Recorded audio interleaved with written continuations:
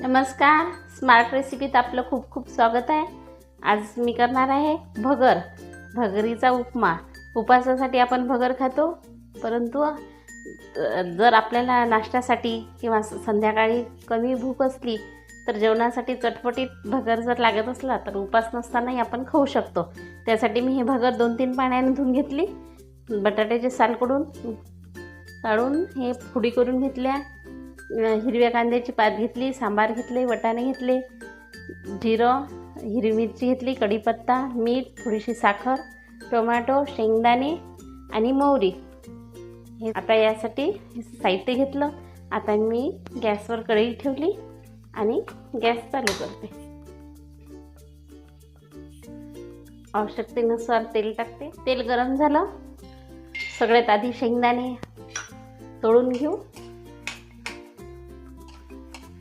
जळले नाही पाहिजे आणि जास्त कच्चे पण नाही राहिले पाहिजे, असे थोडेसे लालसर करून घेऊ।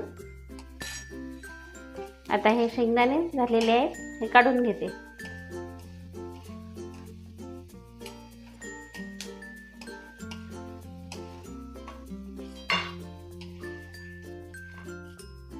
फोडी आहे, हे पण थोडंसं तळून घेते।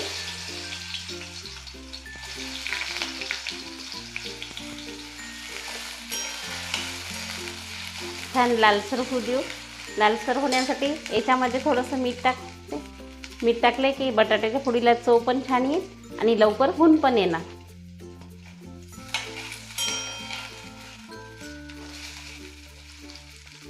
आता हे बटाटे झालेले आहे,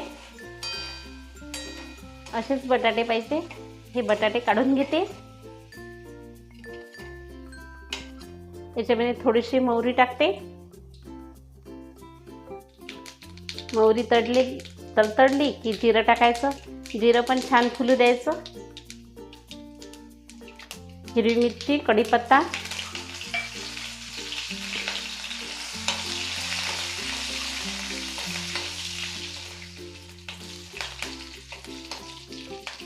ही हिरवेगार छान वटाणे घेतले मी, वटाण्याची दाणे, वटाणे टाकते।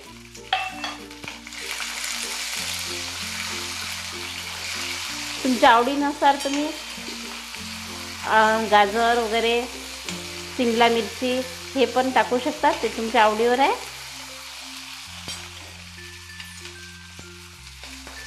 आता इथं मीठ टाकते। मीठ आधी सुद्धा टाकलं होतं आपण बटाटे तळताना, तर थोडंसं बेताचं टाकायचं। आणि याच्यावर ही भगर आहे। भगर 10 मिनिटं मी पाण्यात भिजत ठेवली होती, त्यामुळे छान फुलते। भगर थोडीशी तेलावर छान होऊ द्यायची अशी। थोडीशी कोथिंबीर, चवीनुसार थोडीशी साखर। आता 1 वाटी भगर घेतली होती, त्याला मी 4 वाट्या पाणी घेतलं। तुम्हाला मोकळी लागली तर तुम्ही 3 वाट्या पाणी सुद्धा टाकू शकता।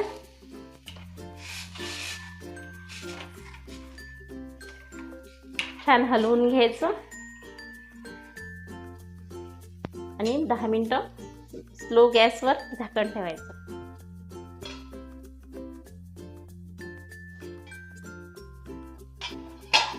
तुम्ही बघू शकता भगर छान मऊसूद शिजलेली आहे। आता या स्टेजवर हे बटाटे, शेंगदाणे हे जे तळून घेतले होते ते टाकू। टोमॅटो, एक छोटा टोमॅटो घेतला होता मी, तो टाकते।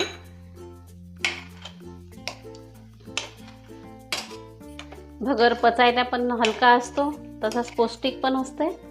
त्यामुळे संध्याकाळी जास्त भूक वगैरे नसली तर करू शकतो, किंवा सकाळच्या नाश्त्यासाठी सुद्धा आपण बनवू शकतो।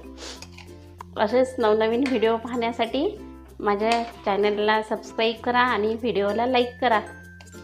असेच उपवासाचे सुद्धा पदार्थ मी माझ्या चॅनलवर अपलोड केलेले आहे, ते तुम्ही जाऊन बघू शकता।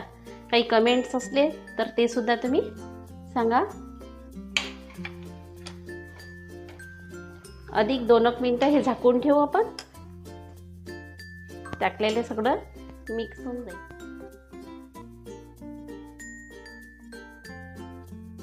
छान भगर झालेली आहे। ही टोमॅटो घातलं असाल, वटाणे किंवा सांबार हे नाही टाकलं तरी चालते, मोहरी टाकायची नाही, बाकी सगळं उपासाला चालते. आता हे छान मऊसूत झालेली आहे. तुम्हाला जर मोकळी आवडत असं तर मग 3 वाटे पाणी टाकायचं एका वाटेसाठी. हे बघा किती छान दिसते. अतिशय पौष्टिक, रुचकर आणि पचायला पण हलकी आहे. असे एक वेळ करून बघा आणि कमेंट्स बॉक्समध्ये मला कळवा कशी झालीत. अशी छान नरम मऊ लुसलुशीत भगर तुम्ही नाश्त्याला घेऊ शकता. सोबत लिंबाचं लोणचं पण याच्यामध्ये घेऊन छान लागते. फोडणीचं ताक आहे.